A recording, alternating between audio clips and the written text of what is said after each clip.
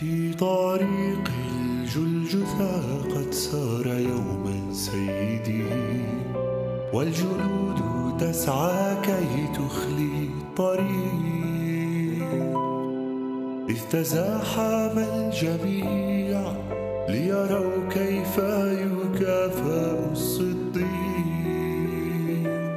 كان ينزف حبيبي بسياط ضربوه، وبتاج الشوك ربي ملكوه، بصراخ الهازئين وبحكم موت العار كرموه.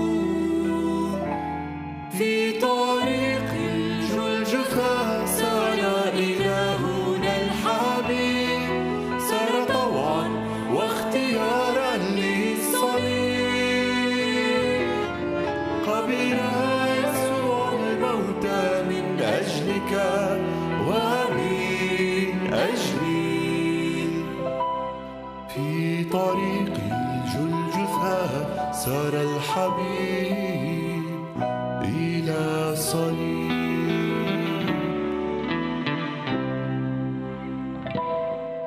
مثل شاة ساقوا ربي للذبح أخذوه، وهو المسيح الذي نظروه،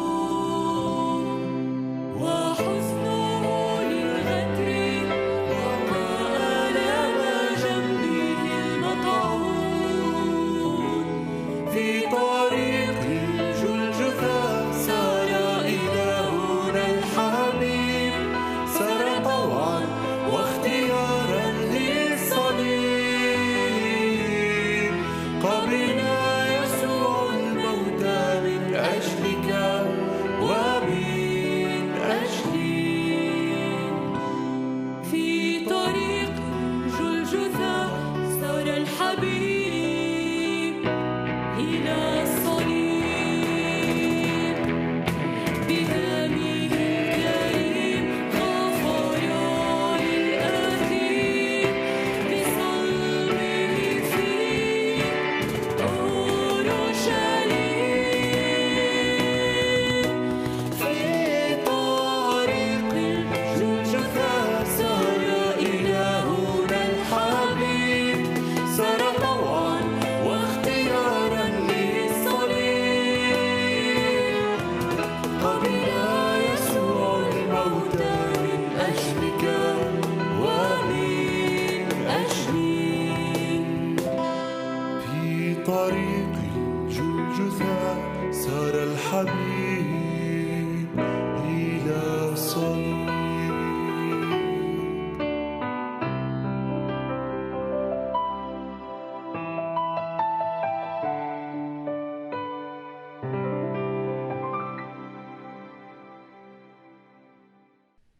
بسم الله والابن والروح القدس نعمته وبركاته امين.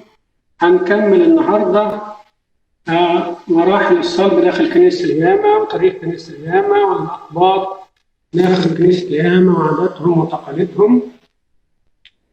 Aujourd'hui, on va continuer à parler sur l'église de la résurrection, ainsi que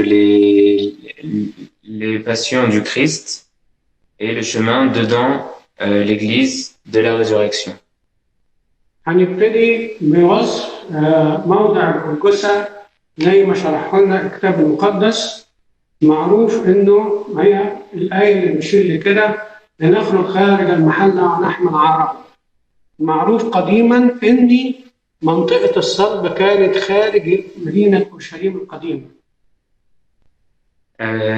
On va d'abord parler sur le lieu où a été crucifié le Christ. Ce lieu est à l'extérieur de Jérusalem, comme il dit dans Hébreux 12. Et cet endroit, elle est proche de la ville. Et la Bible nous dit également que l'endroit s'appellerait le lieu du crâne.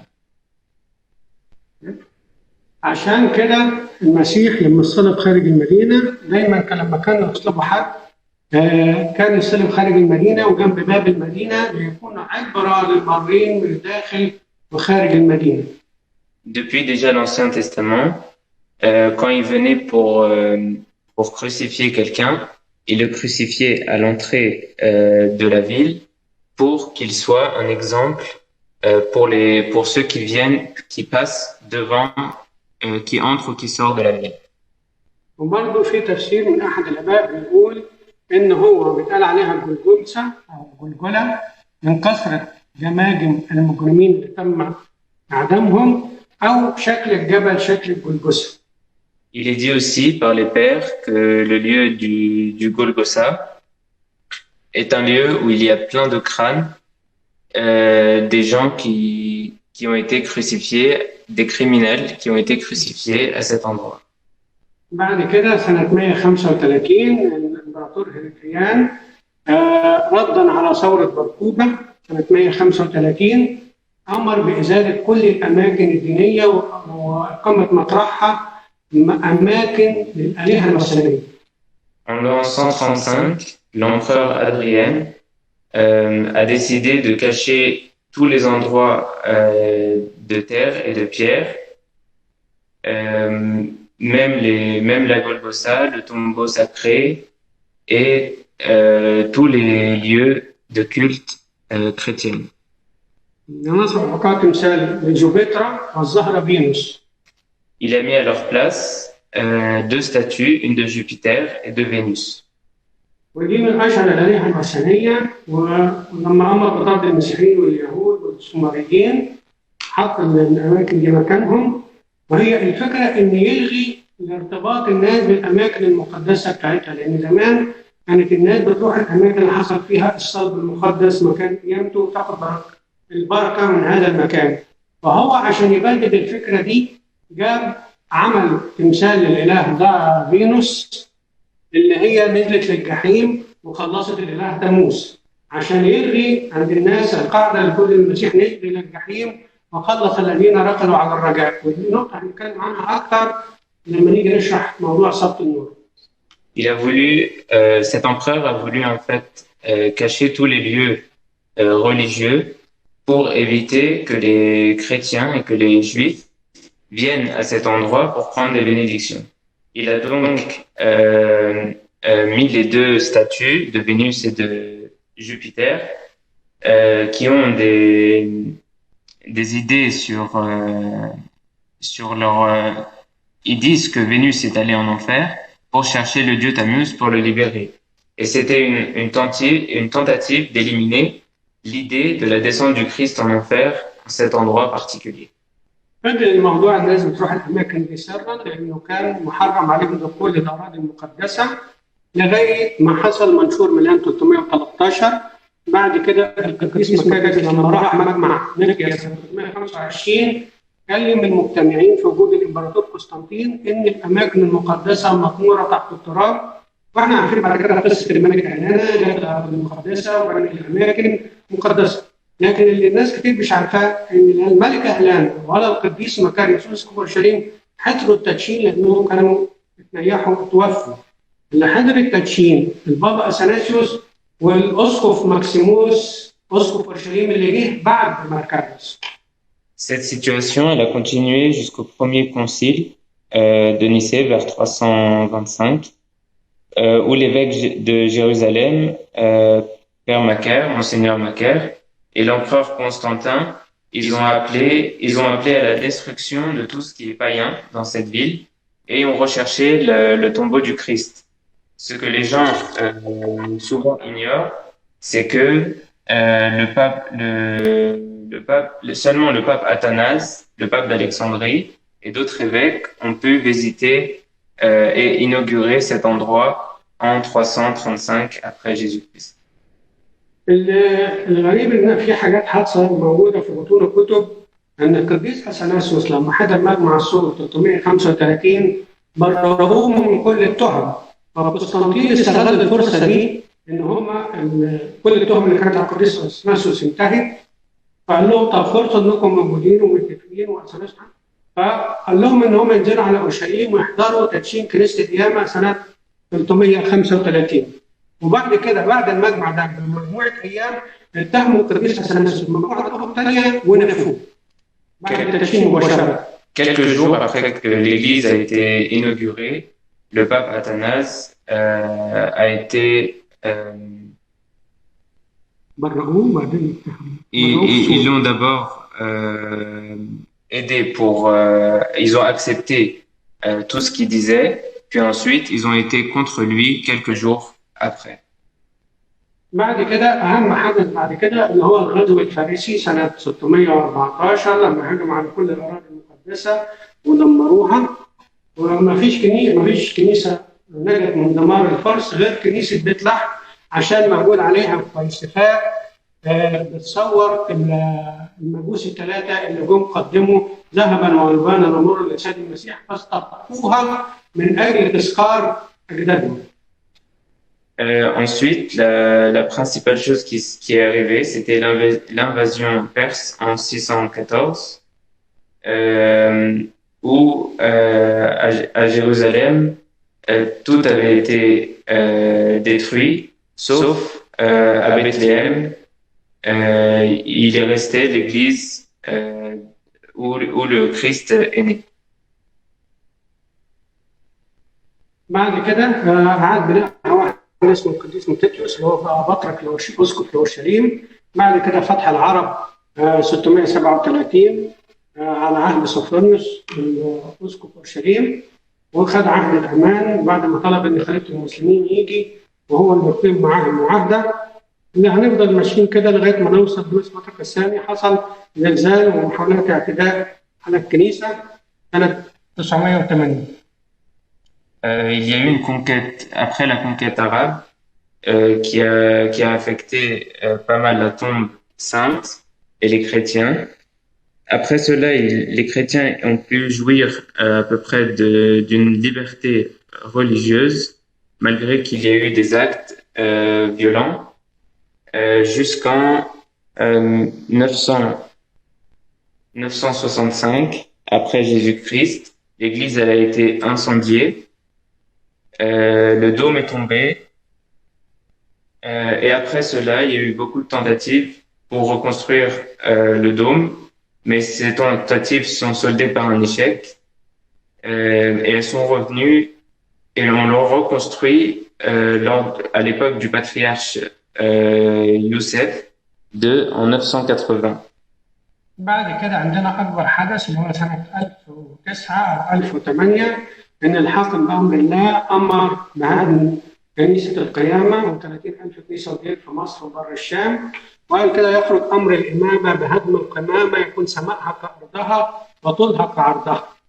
وفضلت الكنيسة في حالة خراب لمدة 30 سنة، ولا ظلوا يصلون في خرائب القيامة 30 عاما لغاية ما جه واحد اسمه الإمبراطور قسطنطين منافس ودخل في مفاوضات مع الحاكم بأمر الله. قال له أنا هديك الأسرى العرب اللي عندي مقابل إنك تسمح لي أعيد ببناء كنيسة القيامة. فلما عادوا بناء كنيسة القيامة اتعادت على مساحة أصغر من المساحة اللي كانت مبنية عليها.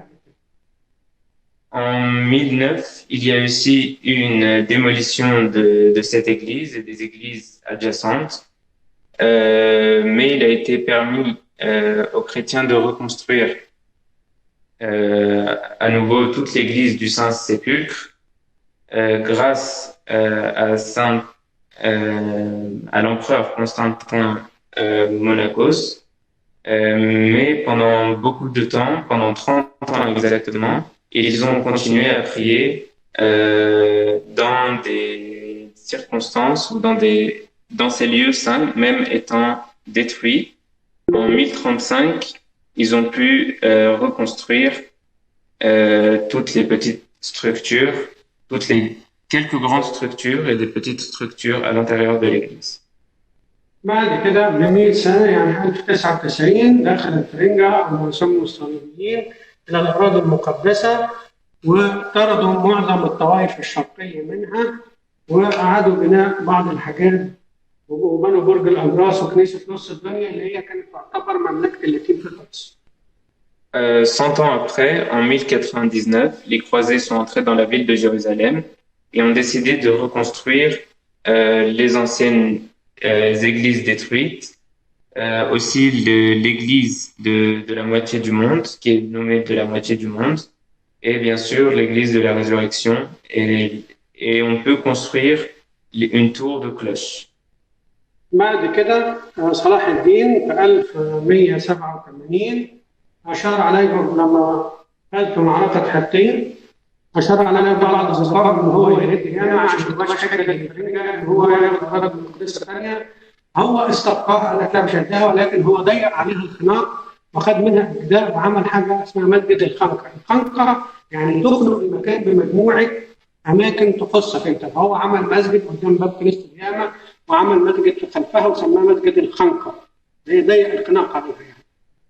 Lorsque Salah ad-Din est entré à Jérusalem en 1187, certains de ses compagnons et lui l'ont conseillé de la détruire afin que les croisés n'aient pas d'excuse pour envahir le pays saint. Du coup, ils ont construit autour de l'église du Saint-Sépulcre des mosquées afin qu'elles soient tout entourées de mosquées. بعد كده عندنا في القرن السبعتاشر السادس عشر حصل الدولة، كان عندنا اللاتين محميين في ملك فرنسا والروم الأرثوذكس محميين في قيصر روسيا. كانوا دول يضغطوا على الباب العالي من أجل من اللاتين ياخدوا فرمانات يديهم صلاحيات أكثر في الأرض المقدسة، والروم الأرثوذكس يضغطوا من خلال قيصر روسيا على الباب العالي ياخدوا فرمانات لغاية ما وصلوا لحاجة اسمها اتفاق الستاتيس كو. الستاتيس كو اسمها الوضع الراهن، هو ثبات الأوضاع كما هي.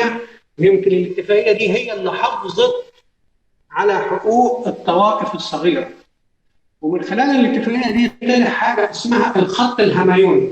الخط الهمايوني دلوقتي بيستخدموه غلط، أو في خلال القرن العشرين كانوا بيستخدموه غلط للتضييق على الكنائس.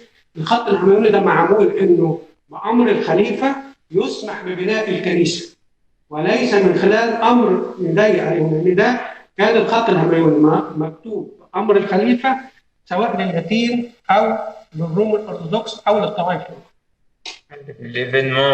L'événement suivant est au XVIIe siècle, c'est-à-dire pendant que la France et la Turquie ont conclu un premier traité. C'était exactement 1535 après Jésus-Christ. Il y avait beaucoup de querelles entre les latins et les orthodoxes romains, et ils avaient tous deux des demandes respectives de restauration qui ont tardé après jusqu'en 1719. Mais ils ont pu avoir un traité commun qui permettait seulement au calife de décider quand est-ce qu'on pourra faire ou inaugurer l'église. بعد كده بيجي حدث مهم اللي هو سنة 1808. احنا كان عندنا 3 قوى بتتصارع مع الباب العالي. عندنا اللاتين محميين في ملك فرنسا، الروم الأرثوذكس محميين في قيصر روسيا، الأرمن عشان كانوا ضمن الولايات العثمانية فكانوا شغالين وزراء عند الباب العالي، فكان برضه لهم سطوة. ففي 1808 الأرمن حبوا يعملوا حركة عشان يبقى لهم إمكانية، فقاموا بتسويق بعض الأماكن في كنيسة القيامة عشان بعد كده ياخدوا فرمان من الباب العالي يقوموا بعملية الترميم. لكن الروم الأرثوذكس بقوة علاقتهم بقيصر روسيا هم اللي خدوا الفرصة دي وهم اللي قاموا بالترميم هذه الأماكن. Aussi des événements qui sont importants, qui ont touché l'église du Saint-Sépulcre. C'est passé en 1808. C'était un incendie qui avait provoqué l'église arménienne qui se trouve à l'intérieur de l'église de la Résurrection. Et la flamme s'est répandue et s'est épargnée seulement dans plusieurs petits côtés du Golgotha, de la grotte de la Croix et de l'église latine.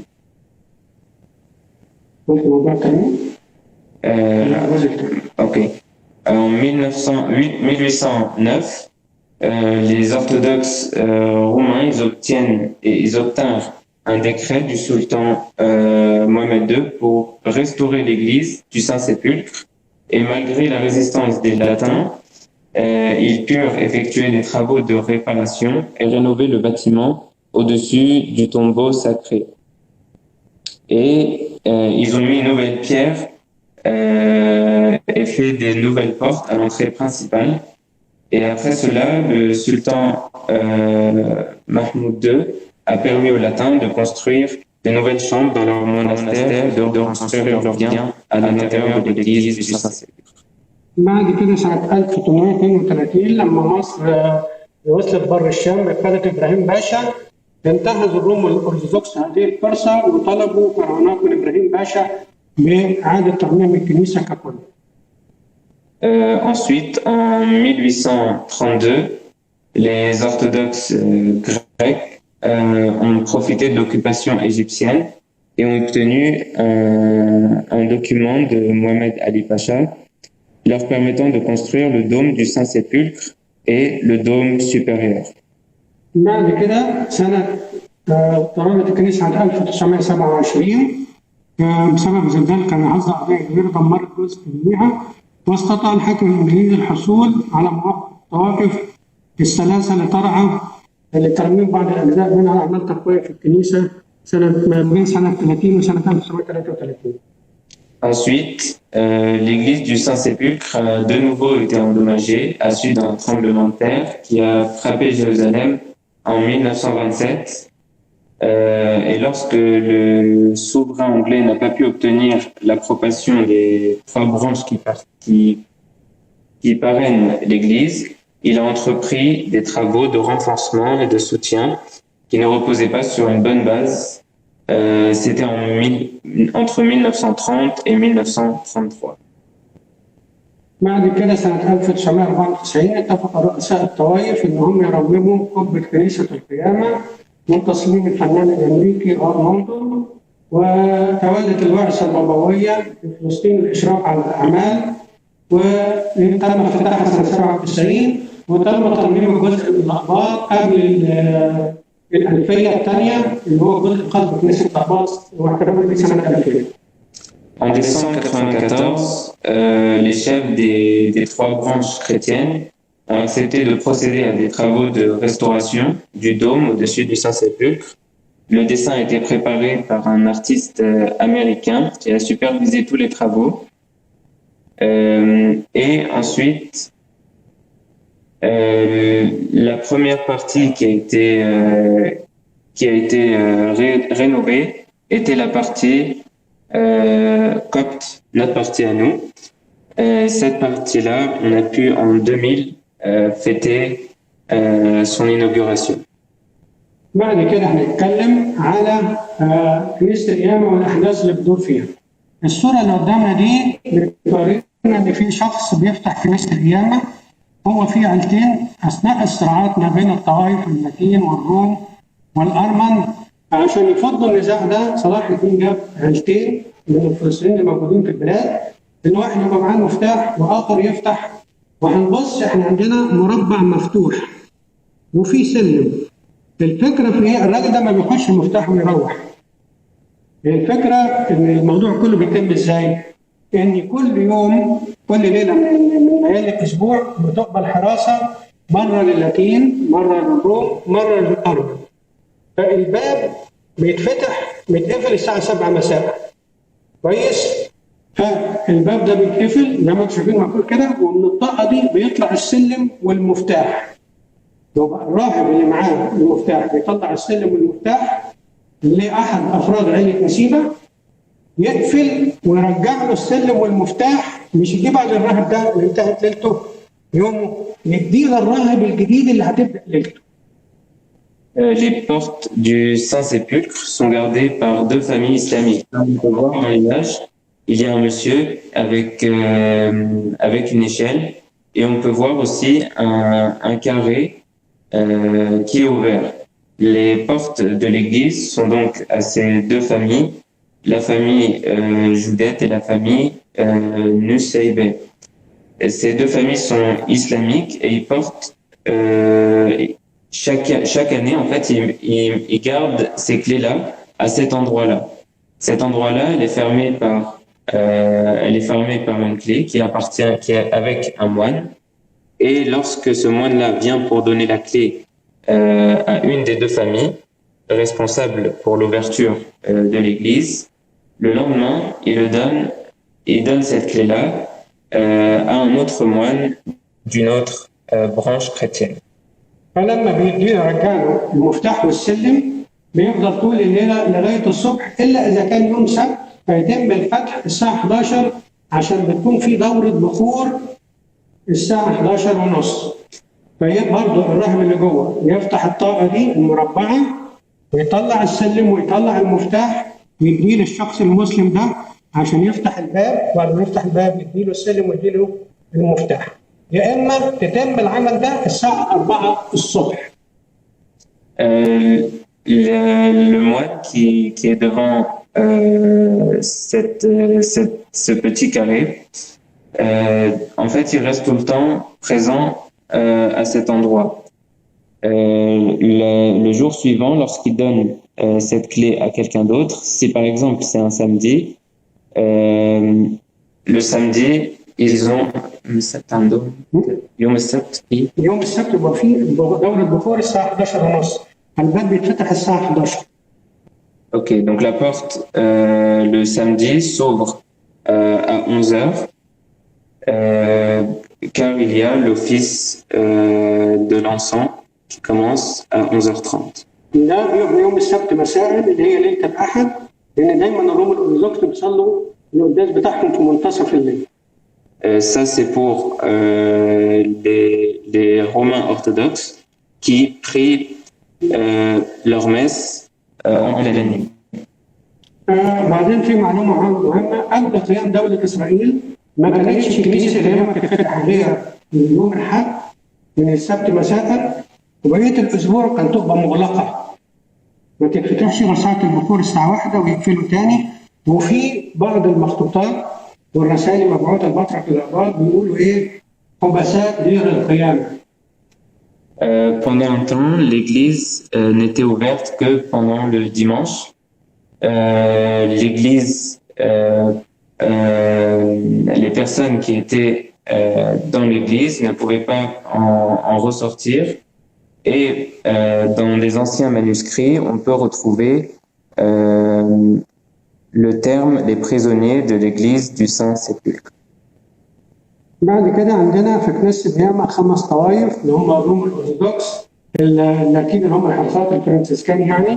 بعد كده عندنا الأرمنة الأرثوذكس، الأقباط الأرثوذكس، السريان الأرثوذكس. Il y a 5 branches chrétiennes qui ont le droit, qui ont des droits dans l'église du Saint-Sépulcre, donc les Romains orthodoxes, les franciscains, donc les latins, les arméniens orthodoxes, les coptes et les syriaques orthodoxes. بعد كده هنتكلم عن كنيسة القيامة وخلف القبر المقدس لما نيجي في المكان. بعد كده عندنا شرح لكنيسة القيامة. لما نيجي نقف من ساحة دير السلطان أو من أي مكان بعيد هنشوف قبتين، قبة صغيرة وعالية وقبة كبيرة وأقل. القبة الكبيرة هي اللي فوق القبر المقدس، والقبة الصغيرة هي قبة كنيسة نص الدنيا. Quand on se met un petit peu plus loin de l'église du Saint-Sépulcre, on peut voir 2 grands dômes.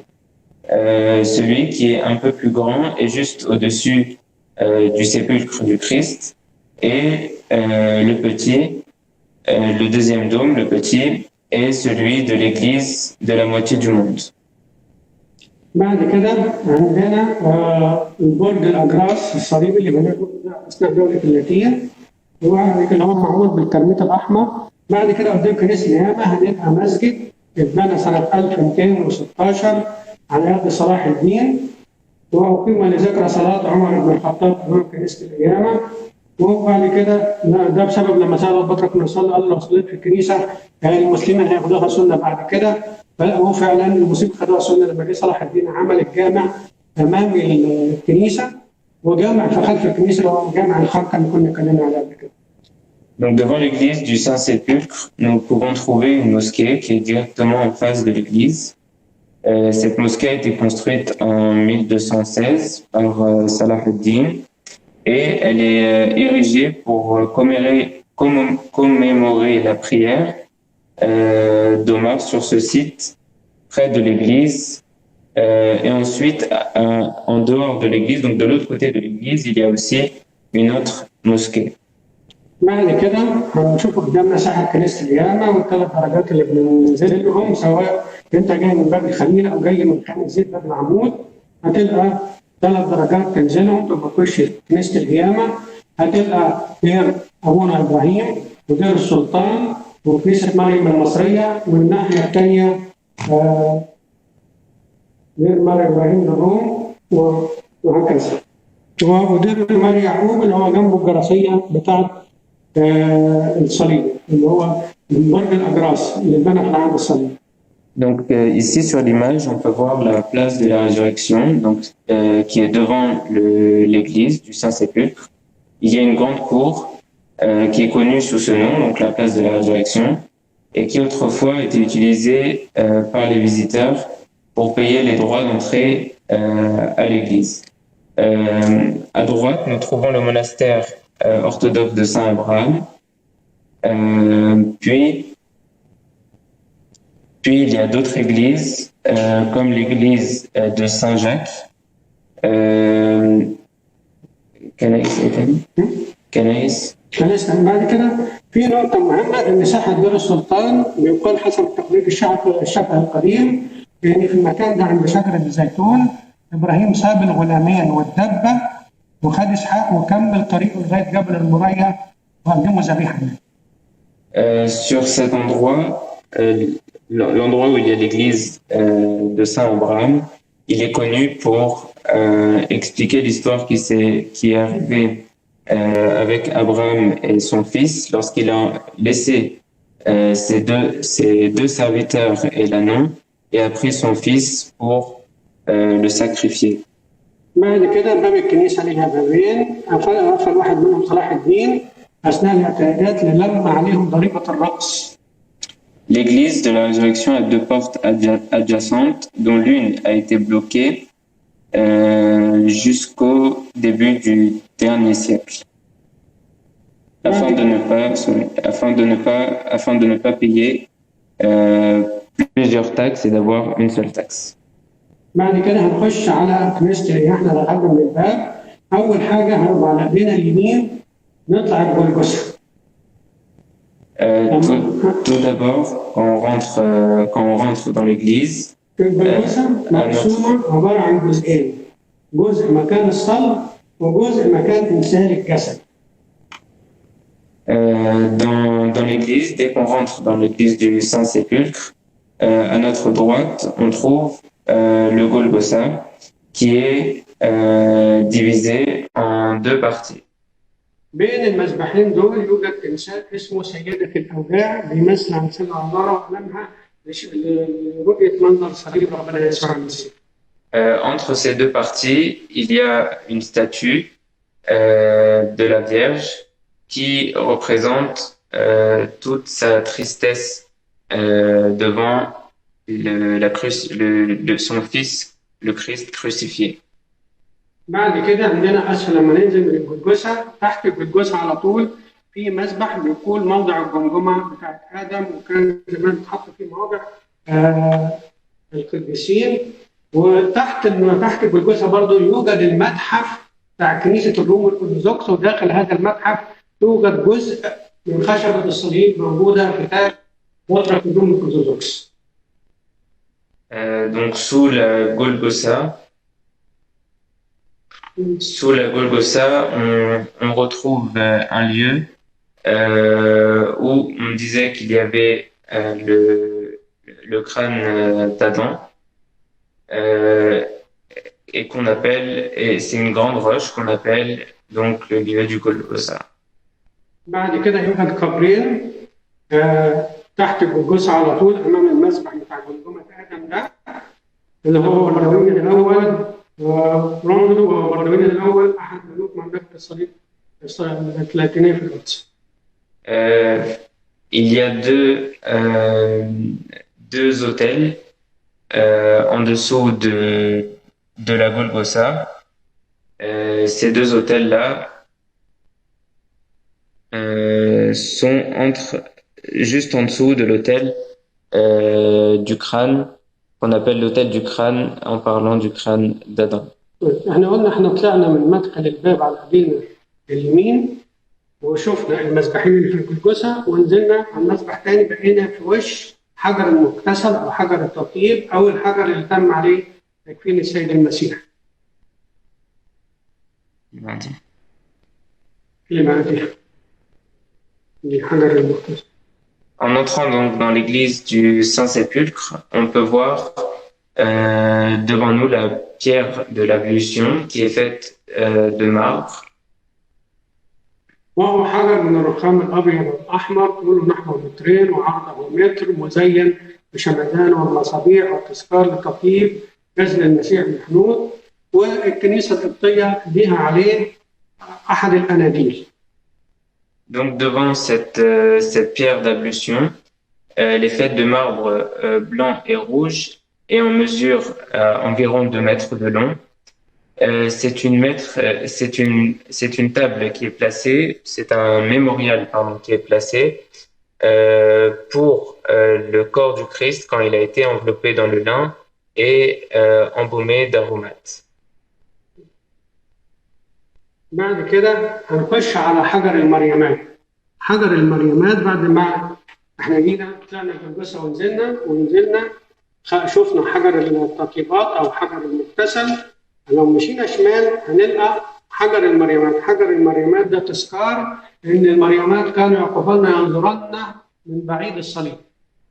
Donc à gauche de la pierre d'ablution, on peut trouver la pierre des Maries qui représente l'endroit où les maris étaient en regardant le Christ. Et cet endroit-là, c'était où les maris pleuraient devant la croix. دي قدام القبر على طول، يعني هي تبقى في أسفل الجلجثة ويقبر في مواجهة القبر، والقبر معروف إنه من أيام قسطنطين الكبير، وتم التغيير التجديد سنة 1810 على حجر المريمات ده، وارتفاعه 30 سم وقطره 19 متر و30 سم، وتعرض على مر الأجيال لأعمال الترميم بتاعت 1997. Donc cet édifice, elle est juste en face du tombeau et elle a été rénovée, restaurée en 1900. Elle a pris la forme actuelle en 1810 et elle est d'albâtre pur. Elle a 8 énormes colonnes et elle mesure environ 30 mètres. بناء القبر. القبر موجود في نص المرتريون بتاع كنيسة القيامة كويس، واحنا قلنا ان الشعب فيه حريق، تعرضت كذا لمركز مرة منها الحريق وقعت 1810. واقع هو المرحلة ال 14 مرحلة الدفن يعني كويس. هو بناء مستطيل الشكل، في وجهه كنيسة نص الدنيا وفي خلفه كنيسة الأقباط الأرثوذكس. القبر من جوه عبارة عن غرفتين. الغرفة الخارجية غرفة حجر الملاك، تذكار للملاك الحجر اللي أزاح الملاك عن باب القبر بعد قيامة المسيح. يعني المسيح قام بعدين الملاك حرك الحجر إعلانا لقيامة المسيح. قيامة المسيح الأول بعدين الملاك أزاح الحجر. دي الغرفة اللي قدامها الأمامية. الغرفة الداخلية اللي هي فيها القبر المقدس واللي موجود هو غطا، لأن الحجر الأصلي تحت القبر اللي احنا بنخش نزوره، والحجر الأصلي يظهر راسه من ناحية الشرق من كنيسة الأقباط. Donc le tombeau, la construction du tombeau, le tombeau se dresse au milieu donc de l'église. Elle est décorée d'énormes chandelles et comme on a dit tout à l'heure, elle a été plusieurs fois ou brûlée. Le tombeau est en forme rectangulaire avec 2 chambres. Une chambre au début où il y a une petite porte et on dit que l'ange est passé par là après la résurrection du Christ, et une autre chambre plus petite où on peut voir apparaître le tombeau du Christ qui est en pierre. Et la partie où le Christ avait posé sa tête sur ce tombeau est visible à partir de l'autel de notre église copte à Jérusalem. وقلنا ان الغرفه الخارجيه للملاك والغرفه الداخليه حجر القبر بيفصل بينهم باب صغير ارتفاعه 1.5 متر كويس، وفي داخل الغرفه الملاك يوجد قنديل للاقباط كبير، وداخل غرفه القبر المقدس يوجد لنا 4 قناديل نتم انارتهم كل يوم. Dans la petite porte, par la petite porte d'environ 1 mètre, donc qui rentre dans la chambre, dans la petite chambre, on peut retrouver des lanternes qui sont tous les jours changées, une lanterne, pardon, et une lanterne en dehors et 4 lanternes au-dedans, qui sont tous les jours changées. بعد كده عندنا امام القبر، هنشوف صوره القبر كده، هيبقى في وشها الناحيه الثانيه كنيسه الروم الارثوذكس، ودي الكنيسه اللي بنتها مملكه اللاتين، وكانت بتكون فيها احتفالها قدام القبر المقدس بعد ما هدم الكنيسه تولى الحاكم بامر الله. وده كان في الماضي الكوره بتاع احد الرهبانات اللاتينيه القانونيين، وتحتها الماتيريال الذي المنطقه الاصليه للقبر المقدس اللي بناها الامبراطور قسطنطين. Donc en face de l'église, en face du Saint-Sépulcre, il y a l'église orthodoxe romaine, et dans le passé, c'était le lieu où des pères qui formaient un chœur étaient présents à cet endroit-là. En dessous se trouvent donc des martyrs qui ont été. Donc toute cette partie a été construite par l'empereur Constantin. بعد كده عندنا كنيسة الأقباط. كنيسة الأقباط زي ما قلنا هي خلف القبر المقدس، وهي تعتبر تحت المذبح يوجد الحجر الأصلي لرأس القبر الأصلي. من نعمة ربنا إن ده المكان الوحيد اللي محدش اختلف علينا من قبل الأقباط، وميزة هذا القبر إنه في حاجتين اتنين مش موجودة في أي كنيسة تانية. إنه على رأس القبر، وإنه في اتجاه للشرق. بقية الكنائس الثانية إذا صلت للشرق تدي ظهرها للقبر، وإذا صلت على القبر تبقى تدي ظهرها للشرق. طب ينطبق علينا جابر المنكسرين أمتى يا رب؟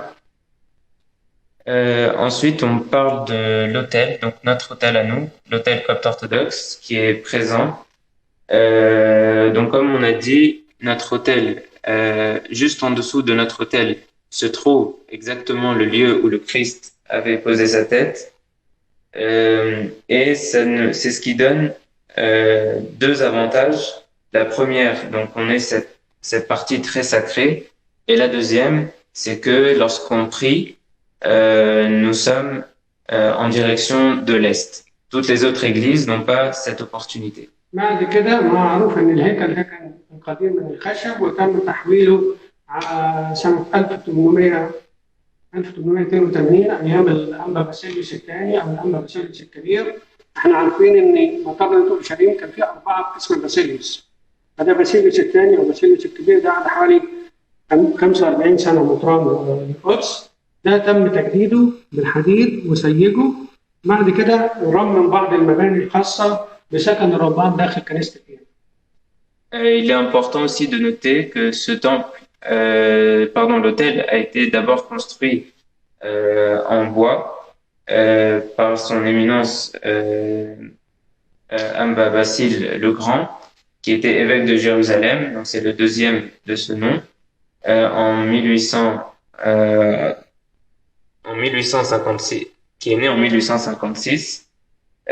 Il a rénové, reconstruit avec du marbre ensuite et entouré de fer, et par la suite il a rénové aussi la résidence des prêtres et des moines dans le Saint-Sépulcre. بعد كده بنتكلم ان في وثيقه بيذكرها مسؤول القدس، بيتكلم عن مكان مطران القدس، والمطران افندي طائفه الاقباط من الرؤساء الراحلين الذين هم هنا من الدرجة الأولى، ولمن لهم مواضع مهمة في أماكن الزيارات. Il y a dans les manuscrits, on peut voir aussi un dicton qui est essentiel, qui nous dit que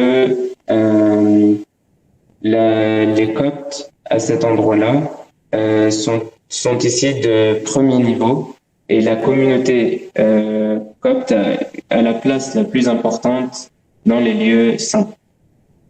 وكما ذكر بعض الكتب والوثائق ان الاقباط لهم حقوق، كما ذكر بعض المؤرخين اللاتيين، وبتظهر اقسامهم. وبعدين بيوجد لنا ممتلكات خاصه لكل طائفه من بينهم الاقباط، وفي املاك مشتركه بين الاربع طوائف هي القبط المقدس وحجر المغتسل. Dans le Saint-Sépulcre, il y a beaucoup tout ce qui appartient à l'église copte. Enfin, chaque église a une appartenance à quelque chose de sacré, comme par exemple le tombeau du Christ qui est lui-même divisé pour chaque église, ou la pierre d'ablution qui a aussi chaque église a son appartenance. بعد كده هنتكلم عن وصف هيكل السيدة العذراء للأقباط داخل كنيسة القيامة. وهو يقع على رأس القبر زي ما قلنا ويتجه للشرق، ولينا فيه داخله مجموعة حوالي 18 قنديل فوق، وقدام الحجر الأصلي للقبر تحت المذبح الأقباط بنحط قنديل آخر. عندنا مجموعة أيقونات في الكنيسة بتمثل حد الزعف والشعانين وقيامة السيد المسيح، وفي النص أيقونة العذراء، وفوق منها أيقونة للصليبوت. وفي الأسفل كان الأنبا بمجلس سلطان الجيزة السابق جاب لنا أيقونتين من الموزاييك حطناهم على جانبين أسفل الهيكل اللي بنقولهم هنا. هي الكنيسة كلها لا تتعدى عبارة عن 2 متر ونص في متر ونص، ولكن ده مكان بركة كبيرة لأن في ناس كتير تتمنى أن يكون لها مكان جوه كنيسة القيامة ولا تمتلك. Donc cette église, qui est aussi appelée l'église de la Vierge Marie, elle est considérée par son emplacement unique, comme on a dit tout à l'heure, à la tête du Christ. Puis elle est pleine d'iconostase. Toutes les icônes sont parfaitement dorées, parfaitement dessinées dans l'église, jusqu'à ce que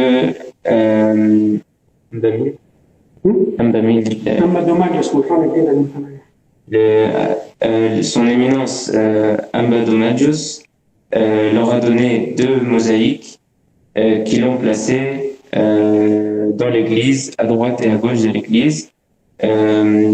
Même le dôme de l'église est plein de dessins coptes, et notre présence copte à cet endroit-là est très différenciée. وهناك حسب مكيدة من أحد رهبان الروم الأرثوذكس، زمان الآباط كانوا بيستلموا النور من الطاقة اللي في خلف القبر اللي فوق هيكل مذبح الأقباط. فكان مطران النور ينور يدي المطران الأرمل حجرة الملاك، ويرجع يدي مطران لأقباط من الطاقة خلف القبر. فهو يعني إسراعات وطابع في الإنجيل والحاجات دي.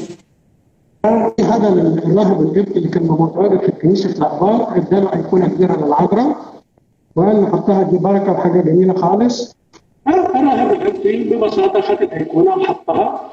بعد كده هو جه من وراه وراح سدد الطاقة دي، وكان قبل فترة الفصح المقدس بفترة طويلة جدا. فلما جه عشان يستلموا النور يشيل الأيقونة لقى الطاقة مسدودة، ومن هنا ابتدينا نبعت راهب يقف على باب القبر ويستلم النور من المطرق من مدخل القبر. ونقطة النور المقدس دي ترتيب عن بنحكي ليها لما نرجع. Ici, il est dit aussi que l'Église, lorsqu'elle prend la lumière sainte lors du jour de la résurrection, chaque année, chaque Église a une place spéciale d'où elle prend cette lumière sainte. À un moment, ils ont essayé de... Quelle église c'était? Mais un des moines, un des moines des Romains orthodoxes ont essayé de prendre notre place. Et c'est là que ils ont proposé à le moine copte, ils lui ont donné un cadeau, une icône de la Vierge à placer dans le petit cadre d'où le moine prend la lumière du patriarche. Quand le moine a mis cette icône dans ce petit trou, il s'est bloqué pour prendre justement la bénédiction de la lumière sainte. بعد كده الاناديل قلنا ان احنا عندنا انديل فوق حجر المغتسل اللي هو اتكفل عليه السيد المسيح اللي في مدخل كنيسه القيامه. بعدين عندنا انديل في حجره الملاك واربع اناديل في حجره القبر المقدس. بعد كده عندنا في الكنيسه بتاعتنا مجموعه اناديل في السقف زي ما احنا شايفين في الصوره. صوره الملاك. كويس؟ وقنديل امام الحجر المقدس حجر الاصلي تحت المذبح على طول. Donc les lampadaires à l'intérieur de l'hôtel copte, on a dit qu'il y a plusieurs lampadaires, donc il y en a 6 lanternes pour les coptes. 4 d'entre eux sont à l'intérieur du tombeau, une dans la petite chambre de l'ange et une au-dessus de la pierre d'ablution. بعد كده عندنا للأخباط قدام الهيكل بتاعهم سكن خاص بيهم يقع بين أعمدة قبة القيامة عمود 9 و10 و11 وله بابان وتكون من طابقان بهم 3 غرف وصالة وشرفة تطل على صحن كنيسة القيامة كما يوجد غرفة ثالثة بها سرداب طويل يؤدي إلى خارج كنيسة القيامة منها إلى الشارع العمومي مستخدم عند الطوارئ. وهو موجود الآن وإحنا فتحناه وضبنا هذا السرداب ونظفناه يعني. الكلام ده في الألفينات.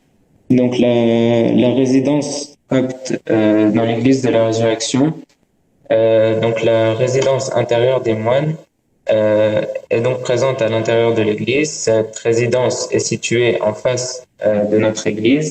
Elle est surdimensionnée entre les colonnes du dôme 9, 10 et 11, comme on peut le voir dans l'image. Et ensuite, dans la troisième salle, on peut voir il y a un long sous-sol qui mène à l'extérieur de l'église du Saint-Sépulcre et de là à la voie publique qui a été fermée et aujourd'hui réouverte. بعد كده عندنا سكن تاني وانت داخل من باب كنيسة القيامة على يسارك هتلقى في دكة بتبقى فيه اللي بقول عليها ان هم الناس اللي بتحضر القيامة وفوق منها شباك. لما تحوت شمال هتلقى الباب اللي هو السكن الثاني بتاع الأخبار وده المكان اللي كانوا بيقعدوا فيه مجموعة الرهبان اللي بيسموا نفسهم قدساء كنيسة القيامة أو رهبان المتوحدين بمخادع القبط بكنيسة القيامة. Il y a une autre résidence des moines qui se trouve à l'ouest de la porte principale. Et dans cette autre résidence, il y avait les moines qui se sont fait appeler donc les prisonniers de l'église de la résurrection, comme on en a discuté auparavant.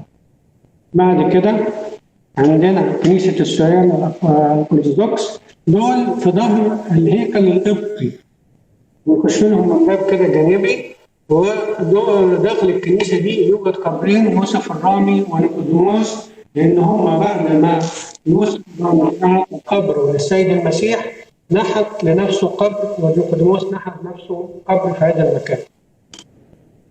Ensuite, il y a une église syriaque orthodoxe et elle contient les tombes de Joseph et de Nicodème, donc Joseph d'Arimathie et Nicodème.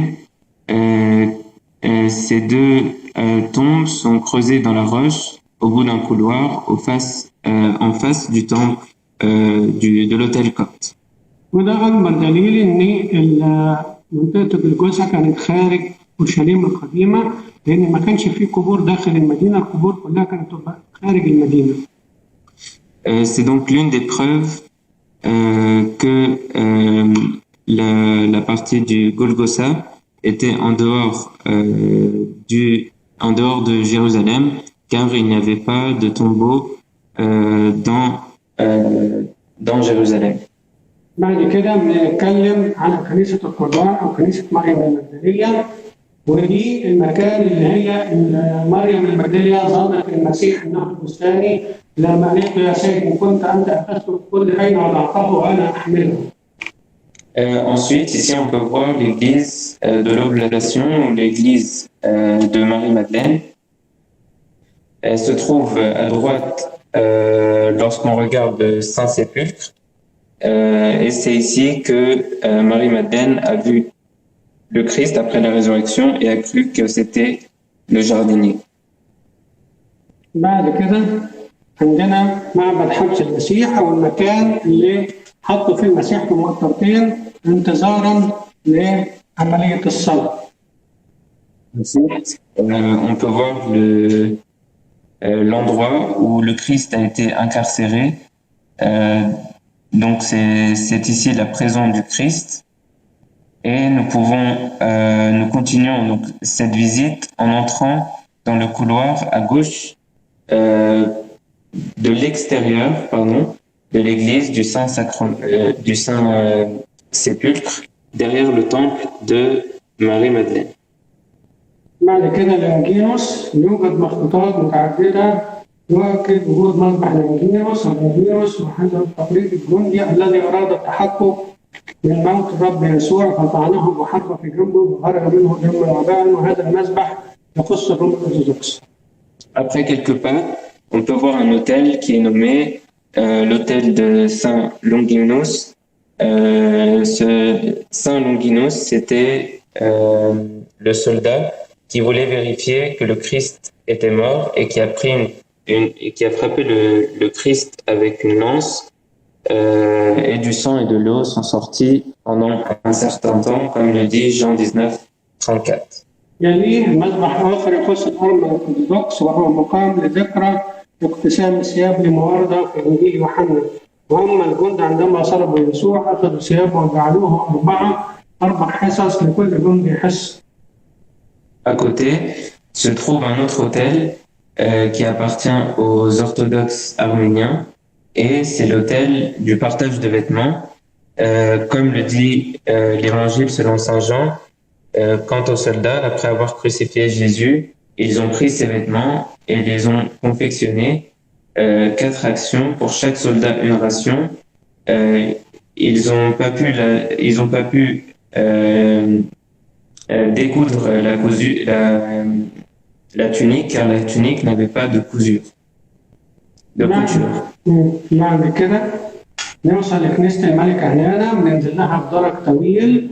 الأول بتعملنا كنيسة للروم الأرثوذكس، بعد كده بننزل بدرج ثاني لما نوصل لمذبح الملكة هنانا، وده المكان اللي نلاقي فيه الملكة هنانا الصليب المقدس وصليبان الصلب الآخرين. Ensuite, on peut retrouver, si on descend les escaliers, on peut trouver l'église de Sainte-Hélène, et c'est l'église principale qui est dédiée à Sainte-Hélène, mère de l'empereur Constantin. Et c'est là où ils ont trouvé la croix du Christ, puis les 2 croix des personnes qui étaient crucifiées avec lui. بعد كده مغارة الصليب اللي هو جنب عندنا قلنا الجزء الاولاني بنسلم لنا كنيسه الارمن الارثوذكس، بعدين نكمل الدرجه اللي بعد كده ننزل هنلقى مكانين. المكان اللي عليه تمثال الملك علينا ده يخص اللاتين اللي هم الفرنسيسكان كاثوليك، والجزء اللي احنا شايفينه قدام مننا في الصوره ده الموضع اللي شافوا فيه باقي الملك علينا الصلبان، ده يخص الروم الارثوذكس. Ensuite, ici on peut voir dans l'image la grotte de la croix. Donc c'est un autre escalier qui nous mène vers la grotte de la croix, et c'est exactement à cet endroit-là où on a pu trouver, où Sainte Hélène a trouvé la croix. Elle appartient au latin d'un côté et à l'église syriaque de l'autre. بعد كده لما نطلع تاني من كنيسة الملك أهلانا ونمشي هنلقى كنيسة الإهانات أو التعييرات أو الجلد. Ensuite, juste en sortant, on peut trouver le temple des expressions, l'autel des expressions, pardon. C'est donc une petite église. On l'appelle aussi l'église des insultes, car c'est l'endroit où le Christ a dû être infligé d'insultes à cet endroit-là en passant pour aller être crucifié. بعد كده هنتكلم عن الأقباط، وأول مبنى للأقباط خارج كنيسة القيامة هو دير السلطان. عشان نختصر موضوع دير السلطان لأنه موضوع كبير قوي وكتب فيه كتير خالص. كلمة السلطان دي جت منين؟ كلمة السلطان دي كلمة إسلامية. فمعروف إني لما الحاكم بأمر الله هد الكنيسة سنة 1008 ورجعوا رممها قسطنطين مناخوس 1048 الكنيسة اتبنت على مكان أصغر. Ensuite, on va parler aussi du monastère du sultan. Le monastère du sultan, on sait très bien que le nom sultan n'est pas un nom chrétien, c'est un nom islamique. Et cela provient de deux choses. L'une d'elles est que le bâtiment ou l'emplacement de ce monastère était un cadeau d'un sultan et les sultans l'ont attribué aux Coptes. Alors, ils lui ont attribué comme une reconnaissance de son crédit que le sultan l'a pris pour faire résider ses ouvriers à Jérusalem. زي ما قال هو كده ان لما جه صلاح الدين اللاتين كانوا ضربوا كل الكنائس الشرقيه وخدوا الاجزاء اللي هو شمال وشرق كنيسه القيامه لكن يخص الاقباط وطردوا الاقباط. فلما صلاح الدين انتصر في موقعة حطين ودخل في مرحله هدنه مع الفرنجه رد لكل الكنائس املاكهم. قبل كده كان يجي الوالي من مصر كان يبعتوا والي قبطي عشان يلم الخراج من المسيحيين اللي هي الجزيه على الارض وعلى البني ادمين. عشان صلاح الدين رد اماكن الاقباط لهم فنسبوا الدير ده باسم السلطان لان كان والي السلطان او والي الخليفه كان بيقعد في المكان ده.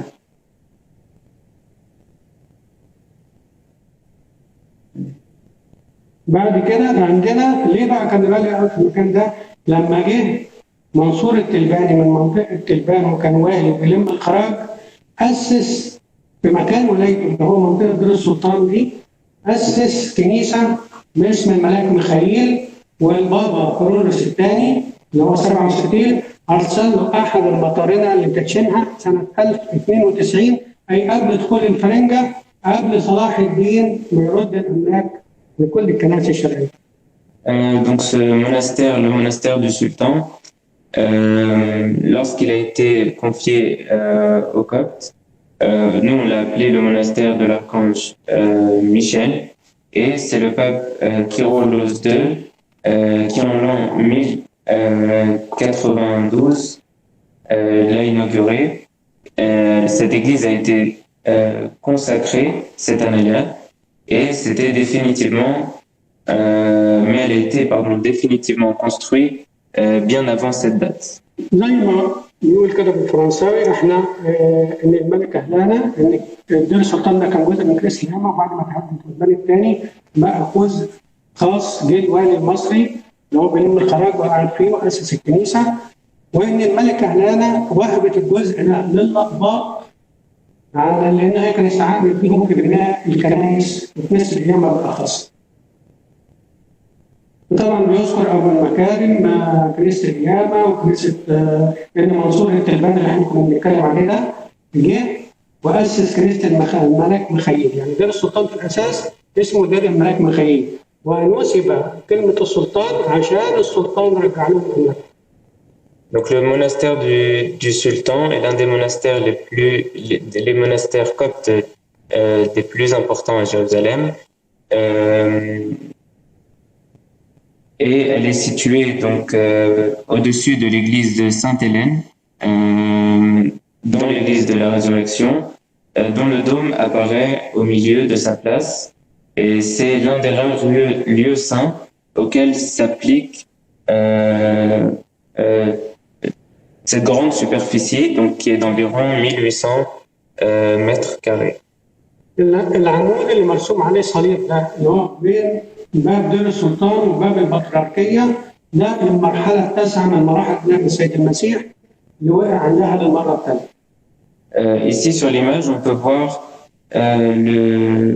le poteau qui est juste sur la gauche. C'est ici la 9e étape de la passion du Christ où le Christ est tombé pour la 3e fois. الصورة اللي بعد كده دي صورة من أعلى بيت إسحاق بيه، دي بتبين الساحة اللي على من الشمال للساحة الكبيرة دي ساحة دير السلطان، والباب الصغير اللي قدامنا ده باب البطريركية، وده السور الفاصل بين دير السلطان وبين بطريركية الأقباط أو دير الأنبا أنطونيوس بالقدس. ودير السلطان فيه كنيستين، كنيسة الملاك ميخائيل وكنيسة الأربع حياة غير المتجسدين. Ici sur l'image, on peut voir deux choses. L'une, c'est que le monastère, à gauche le monastère du sultan et à droite le patriarcat copte de Amba. Amba. أربع أحياء دير السلطان في كنيستين، كنيسة الملك ميخائيل والأربع أحياء المتجسدين. Il y a deux églises dans le monastère du sultan, l'église de l'archange Michel et l'église des 4 vivants non incarnés. طيب بعد كده الصورة اللي بعد كده هتعيد نفس التفاصيل اللي بنحكيها، لأن فيها حجاب هيكل شبه كنايس مصر القديمة من العاج وأيقونات أثرية قبطية بتثبت أحقية الأقباط في دير السلطان وكل الكلام ده. Ici, donc sur l'image, c'est l'église de l'archange Michel, et on peut voir bien sûr tout ce qui est copte dedans, donc l'iconostas, les icônes, les dessins sur les murs et tout ce qui appartient à notre église. بعد كده برضه بيتكلم ان كل كنيسه مدهون مسبح واحد وحجاب من الايقونستات القبطيه القديمه. Chacun des deux églises ont un iconostase qui est en bois selon l'art copte. نخش بعد كده على الحقوره. كمان كل ده تفاصيل زياده كمان. ايوه دي الحقوره اللي هي المكان الحجري، وده مكان كان شراء المعلم ابراهيم الظهري وضمه للكنيسه القبطيه. المعلم ابراهيم الظهري من يعني اكثر الاقباط اللي هم كان لهم فضل على الأوقاف القبطية. امتلك أماكن كتير، عنده 238 حجة، كان بيشتري سواء البيوت أو المتاجر أو المزارع أو الحقول أو الحاجات دي ويوقفها على الأدوار والكنائس عشان تكون ريع للكنائس أو الأدوار تقدر تعيش منها. من ضمنهم الحقورة دي، ودي قطعة أرض ملاصقة لدير السلطان. الصورة الأولانية دي اللي فوق دي صورة الحقورة اللي هي كنيسة تبع الروس دلوقتي، والصورة اللي تحت هي اللي هي في آخر زاوية اللي عليها صليب اللي هي الجبلون بتاعها مثلث. كويس؟ فالمعلم إبراهيم الظهري اشتراها وخلاها باسم المطران القبطي، ولكن بعد كده حصلت من خلال واحد اسمه الأمس جرجس باع هذه قطعة الأرض للروس وأقاموا عليها كنيسة، وتحت الكنيسة دي يوجد السور القديم لأورشليم القديمة، ويوجد فيها داخل السور ده اللي هو مرور ثقب جمل من ثقب إبرة، لأن زمان كانوا يعملوا الفتحات في السور مدببة بزاوية عشان تبقى ضيقة، مع الواقف بعيد ما يشوفهاش، لكن الواقف ورا هذه الفتحة يقدر يضرب بالسهام أو يقدر يراقب المكان. Ici, on peut voir sur l'image donc un endroit qui s'appelle Sakura.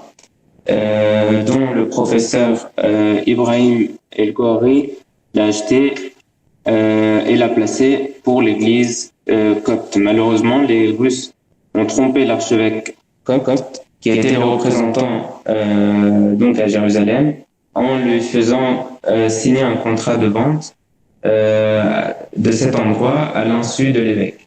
Il voulait construire une grande cathédrale à Jérusalem pour perpétuer donc leur gloire et leur joie. Et même si c'est par tromperie, et cet endroit-là est construit et juste adjacente au monastère du sultan.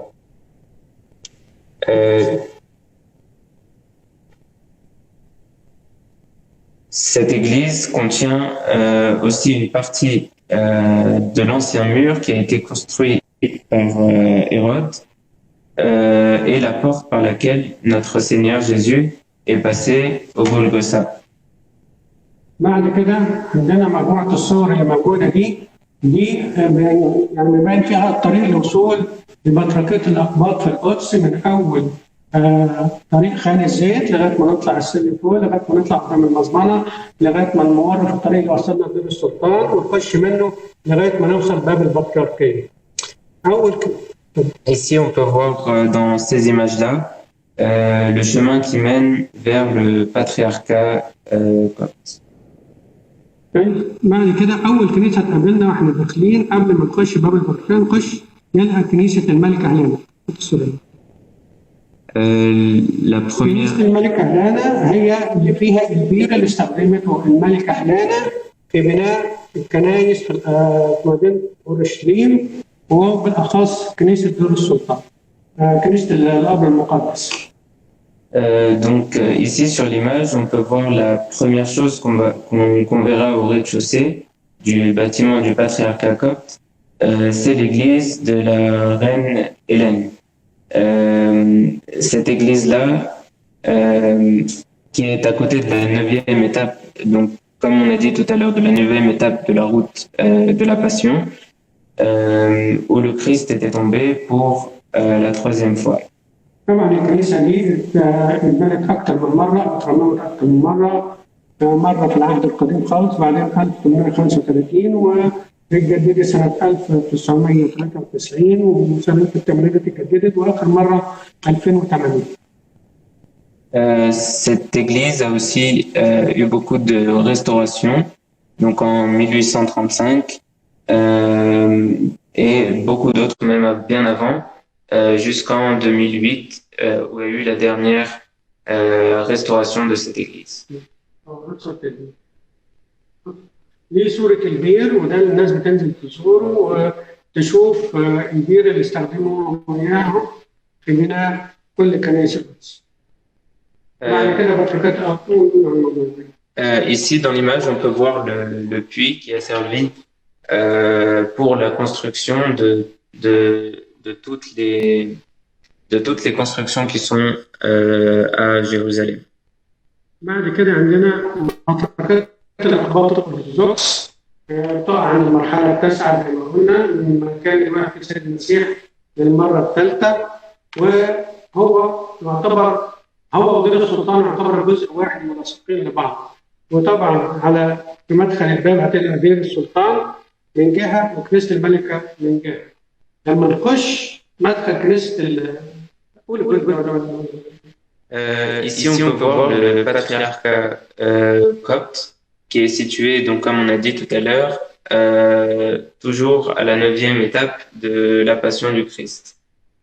On peut voir une grande porte qui a un coin avec une porte au nord qui est du monastère du sultan et la porte de l'église juste à côté, c'est la porte de la reine de l'église de la reine Hélène. بعد كده لما ندخل من الباب هنلقى على الشمال بوابة لكن مقفولة الباب بسبب القفل إن صلاح الدين قفل جميع منافذ كنيسة الجامع عشان يقدر يتحكم في لم الضريبة من الحجاج اللي بيجوا الأراضي المقدسة ويخشوا كنيسة الجامع وكان في حاجة اسمها ضريبة الراس إن كل راس تدفع ضريبة عن وجودها في الأراضي المقدسة.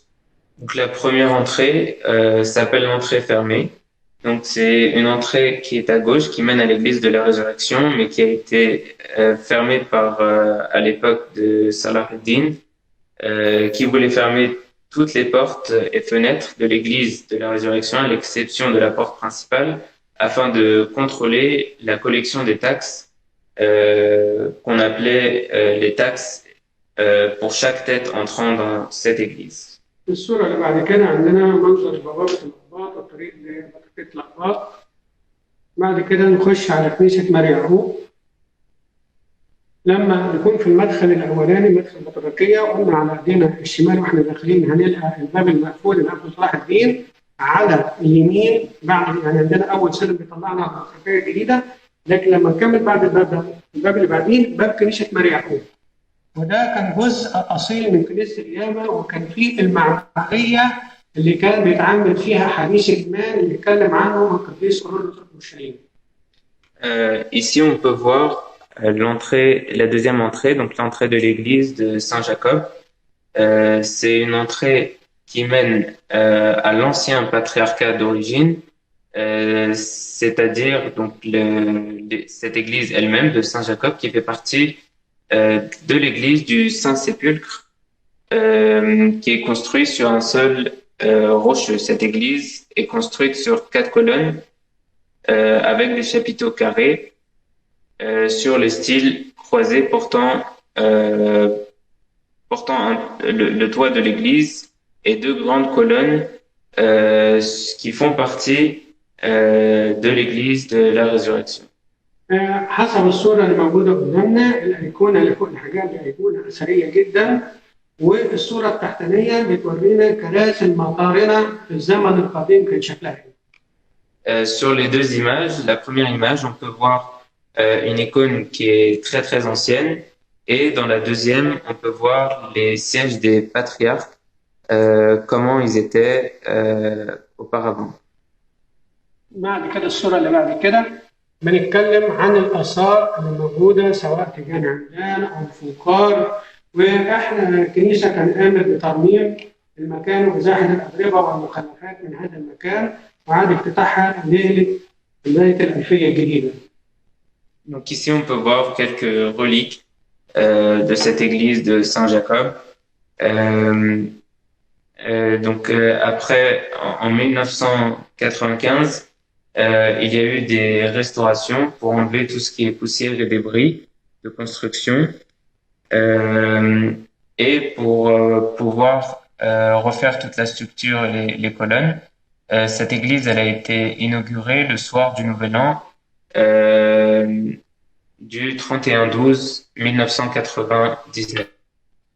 بعد كده لما نطلع السلم بنشوف ساحة المطرانية الجديدة أو البطريركية الجديدة، لأني في منتصف القرن ال19 المكان ضاق عليهم فحبوا يبنوا مكان جديد، فأقاموا 4 عمدان في كنيسة ماري يعقوب من تحت عشان تحتمل المباني الجديدة. فتم بناء كنيسة الأنبا أنطونيوس والمدرسة ودار المطرانية. Ici, on peut voir que au-dessus de l'escalier, il y a le nouveau patriarcat copte.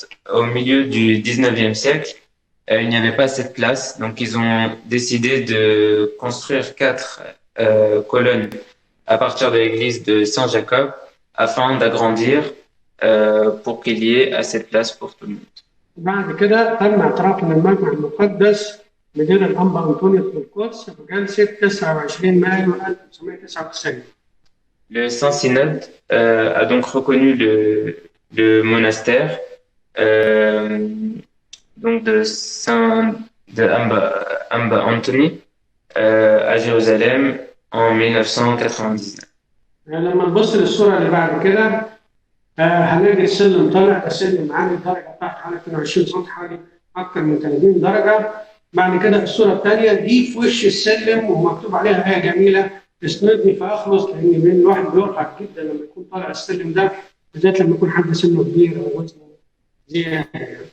ومحطوط الآية دي تكون تعزية وتشجيع اللي يطلع السلم يعني يوصل المطرانية، لأن المطرانية تعتبر على ارتفاع 7 أدوار من طريق خان الزيت. Donc en face donc dans l'image qu'on a devant nous, il y a un escalier qui a environ 30 marches, mais qui sont toutes les marches sont très grandes. Ensuite, pour arriver à l'église, donc l'image qui est au milieu, qui est juste en face de l'escalier, où il y a un verset qui est écrit juste au-dessus, qui dit soutiens-moi et je serai sauvé. Et Abouna nous dit que ce verset il est important quand on monte les escaliers, car c'est très dur de monter cet escalier. طبعا احنا اتكلمنا ندرس ساحه البطريركيه فيها كنيسه الانبا انطونيوس والمدرسه الانطونيه والمقر الانطونيه. هنخش بعد كده عندنا صوره الجرسيه. الجرس ده جابه برضه الانبا باسيليوس الكبير، ولكن اللي جابه الانبا تيموساوس اللي بعد الانبا باسيليوس الكبير، ونذكر في عهد الانبا تيموساوس اللي هو تم نفيه اثناء الحرب العالميه الثانيه. Ici, on peut voir les cloches du patriarcat. Et on peut voir aussi à droite le dôme de l'église de la résurrection. Elle a été, ce clocher a été donc fait en 1910. بعد كده عندنا الصورة اللي بعد كده. دي القاعة الكبرى، دي القاعة اللي المطران بيجتمع فيها مع الشعب، وده هيبقى احنا شايفين في الصورة في علم الكنيسة القبطية اللي هو الأخضر وعليه الصليب القبطي، بعدين عندنا علم مصر وعلم الكشاف. الكنيسة القبطية الوحيدة هي اللي بترفع علم دولتها أثناء الاحتفالات في شم النسيم أو في خروج الكشافة، سواء في عيد الميلاد أو في عيد القيامة أو في خميس العهد أو في حفل الزعف. إحنا الكنيسة الوحيدة اللي بترفع علم بلدها وسط جميع الكنائس. Ici sur l'image, on peut voir donc, la grande salle avec à droite, on peut voir les trois drapeaux. Le premier drapeau, le drapeau de l'église copte, donc vert avec une croix au-dessus. Ensuite, le drapeau de l'Égypte et le drapeau des personnes qui aident à l'organisation. L'église copte est la seule qui fait porter le drapeau de l'Égypte dans toutes les occasions, comme le lundi de Pâques ou les autres occasions, même en dehors de l'église. بعد كده عندنا في بداية الأنبا أنطونيوس دي اللي بناها زي ما قلنا الأنبا باسيليوس الكبير، وأكمل زينتها الأنبا تيموساوس المطران اللي بعديه اللي كان مساعد ليه في حياته. Ici, on peut voir la cathédrale de Saint-Antoine, donc qui a été, comme on a dit, construite par Saint Basile et qui porte sa décoration est achevée par Amba Timothée, comme témoigne l'inscription au-dessus de la porte. بعد كده كنيسة الأنبا بشوي هي عبارة عن فصلين في المدرسة الأنطونية. لما راح الأنبا إبراهام مدرسة المطران هناك هو شفيع الأنبا بشوي، أخذ الفصلين دول قطعهم على بعض وعملهم كنيسة اسمها القديس الأنبا بشوي سنة 1996. Ici on peut voir l'église de Saint-Bichoy. C'est une église qui a été construite par son éminence Amba Abraham, qui a voulu faire une commémoration pour ce saint qu'il aimait particulièrement. Et cette église a été inaugurée le 15 juillet 1996. بعد كده عندنا كنيسة زهرة العذراء سنة 54 يوم 21 يونيو. ده كان فصل للبنات في المدرسة الأنطونية. ده كان فصل فيه بنات، فالعذراء ظهرت في هذا الفصل واللي شافته بنت صغيرة وقالت للمدرسة بتاعتها، فحصل هرج ومرج، فكلموا الأنبا كوبس وكان قاعد في دير. Ensuite, il y a l'église de l'apparition de la Vierge Marie. Donc, on dit que le 21 juin 1946, la Vierge est apparue donc à cet endroit-là, celle qu'il a vue était une enfant, une élève de l'école élémentaire. Quand elle a dit qu'elle a vu la Vierge, les gens ont commencé à se moquer d'elle. بعد كده لما جه الأنبا يعقوبوس كان قاعد من ناحية نهر الأردن وجه والمعجزة دي اتكررت أكتر من مرة وكانت بتتكرر في نفس يوم الاثنين اللي ظهرت فيه أول مرة واتكلمت عنه جرايد كتيرة منهم النهضة المرقسية وعندنا جريدة فلسطين الأردنية وجريدة الجهاد الأردنية وجريدة الأخبار المصرية وجريدة الأهرام المصرية وجريدة الحياة اللبنانية كل ده سنة 54 ميلاديا يعني قبل ما تظهر العذراء في الزيتون سنة 68. Après cela, donc, ils ont appelé Amba Jacob, qui était l'évêque à ce temps-là. Cet évêque est venu et le miracle de l'apparition de la Vierge a été répété à plusieurs fois. Ce miracle-là, il a été dit dans les journaux publics devant tout le monde et qui était bien avant l'apparition de la Vierge à l'église des Oliviers en Égypte. بعد كده نتكلم عن الكليه الانطونيه هي المدرسه الانطونيه اللي اتكلمنا عنها قبل كده. بعد كده هنروح على دير مارجرجس. ده دير للراهبات كان في الاول خاص بالروم الكاثوليك وخدناه ودلوقتي بتكون في مجموعه راهبات واخدوا ايقونستات من اواخر القرن ال 19 والرسام اللي رسم الايقونات ده رسام مشهور اسمه باسيلي خليل البرامكي وده ليه بعض الايقونات موجوده في مصر في اكثر من مكان سواء في بورسعيد او في الشرقيه وفي اكثر من مكان. Ici, on peut voir le monastère de Saint-Georges qui est pour les moniales. Ce monastère a été construit au 19e siècle.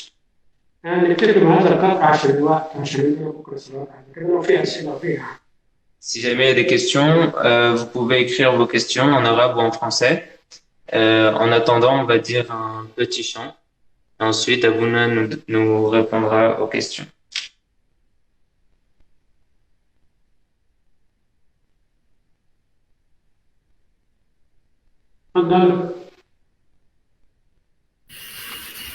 قولوا ترنيمة.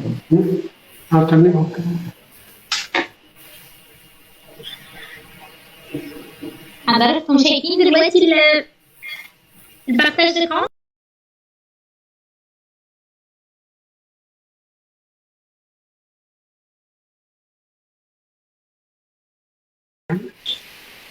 Là, c'est mieux? Oui, très bien. Ok, très bien. Vas-y, Marola. Toi qui meurs à ma place, mon fardeau, tu effaces Christ, mon recours aux cieux.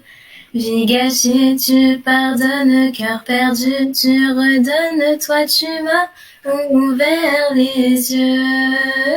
Ô Seigneur Dieu, mon cœur prosterné pour toi, ô Seigneur Dieu, vois mon cœur soumis à toi, ô agneau qui meurt pour moi. À toi seul toute gloire, la splendeur, la victoire, ton pouvoir m'a libéré.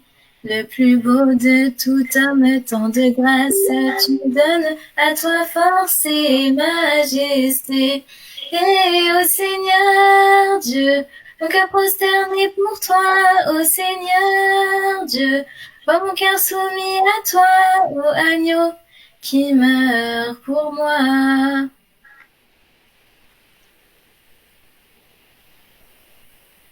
شكرا وميرسي يا ابونا على محبتك. أنا بركة.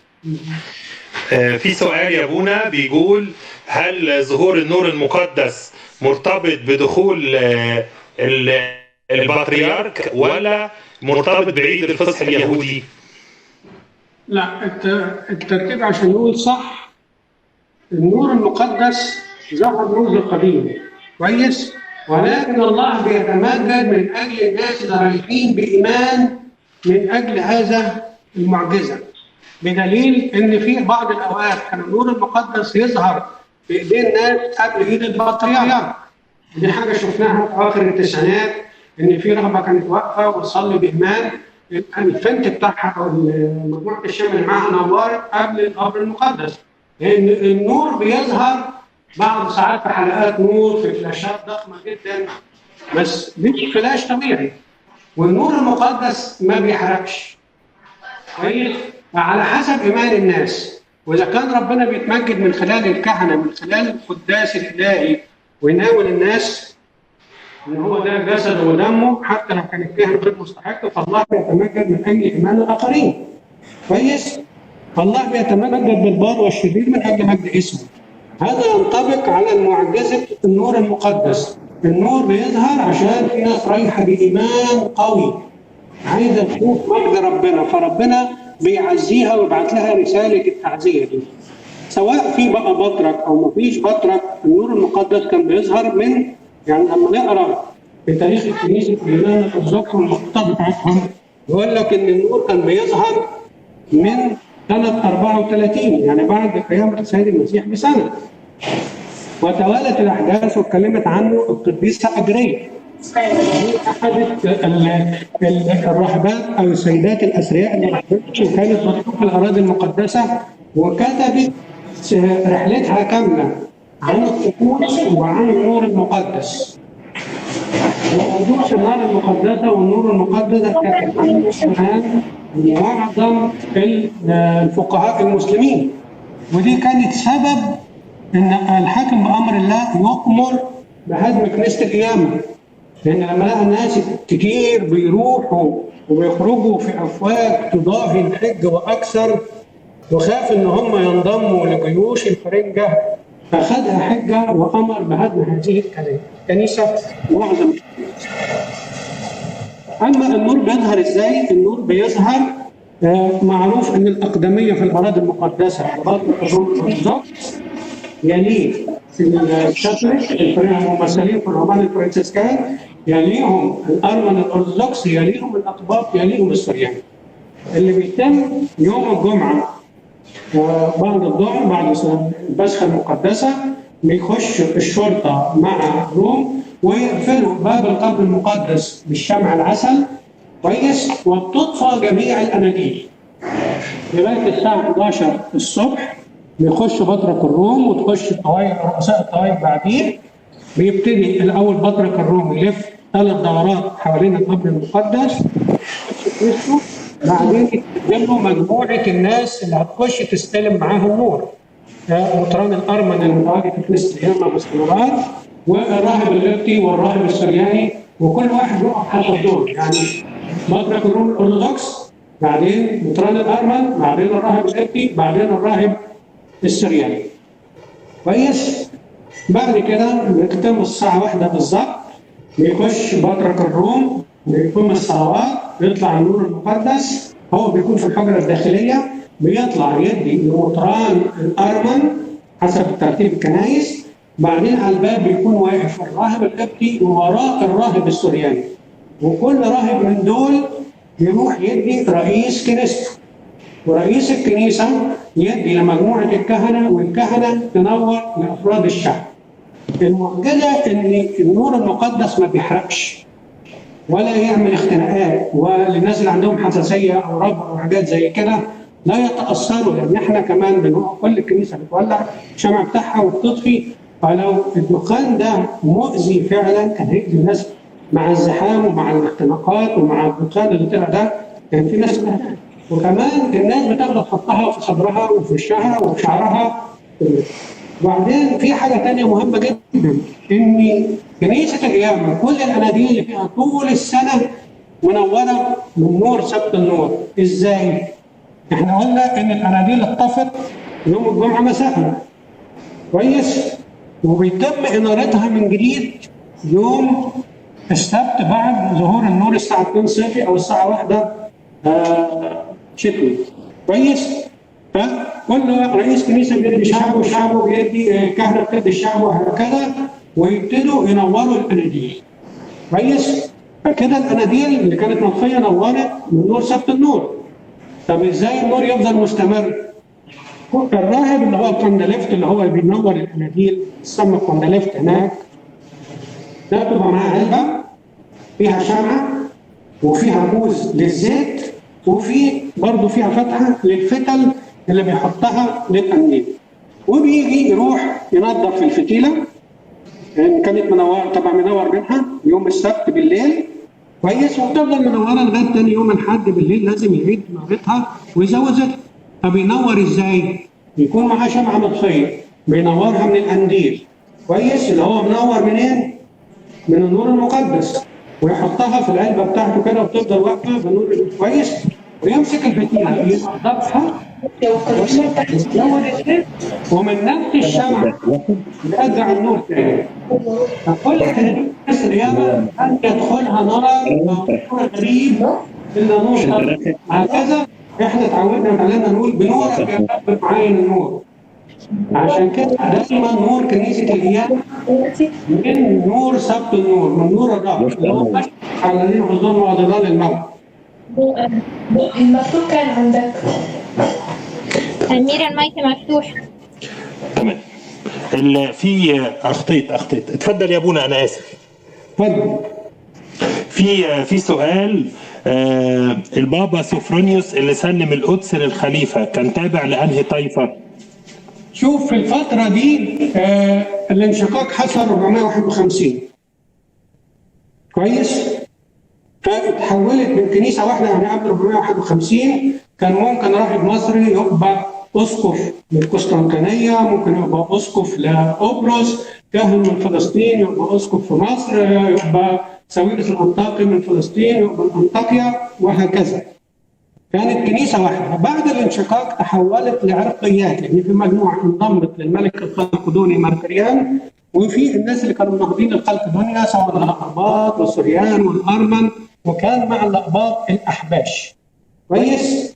فابتدت تتحول منها فكرة العرقيات والحمائليات. فطبعا هم لما كانوا تبع الملك فهم كانوا تبع الفكر الخلقدوني. ولكن الروم الأرثوذكس بينسبوا صفرانيوس وما قبل صفرانيوس لكنيسة الروم الأرثوذكس. الروم الأرثوذكس ما خدوش الامتياز ده إلا في زمن الدولة العثمانية، عشان كان عندهم البطرك المسكوني اللي هو أسقف القسطنطينية، وده اللي بيرأس بطركة الروم الأرثوذكس في الاجتماع العام بتاعهم، ولكن يرأسهم شرفيا، ليس له عليهم سلطان ولا أمر، ولكن إذا اجتمعوا يرأسهم شرفيا ويسموه البطرك المسكوني. لأن الروم الأرثوذكس دول 13 بطرك رؤساء أساقفة لهم مجامع مستقلة منفصلة عن بعضها، مش زي كنيستنا القبطية ومش زي الكاثوليك اللي كل الطوائف الكاثوليكية حتى المنشقة عن الأقباط والمنشقة عن السريان، زي الكاثوليك الأقباط، الكاثوليك السريان، الكاثوليك الروم، الكاثوليك الأرمن، دول تحت ولاية بابا روما. لكن الروم الأرثوذكس مجامع مستقلة منفصلة عن بعض. سؤال يا ابونا، كل سنة اليهود بيشرفوا على النور المقدس وبيشوفوا معجزة النور المقدس، لماذا لم يؤمنوا؟ اليهود وما قبل اليهود أي حكومة موجودة ده الحق الإداري بتاعها إنها تشرف عشان تنظم الأمور، زي ما اتكلمنا عن معجزة إبراهيم باشا لما دخل مع البابا بطرس الجولي ودخل مع بطرك الروم. هو السؤال لماذا لم يؤمنوا حتى الآن؟ طب سؤال بسيط، هل كل المسيحيين مؤمنين بالسيد المسيح وبينفذوا وصاياه؟ كل واحد حسب علاقته مع ربنا. احنا عندنا ناس مسيحيين بعيدين كل البعد عن الله واسمهم مسيحيين ومعمدين.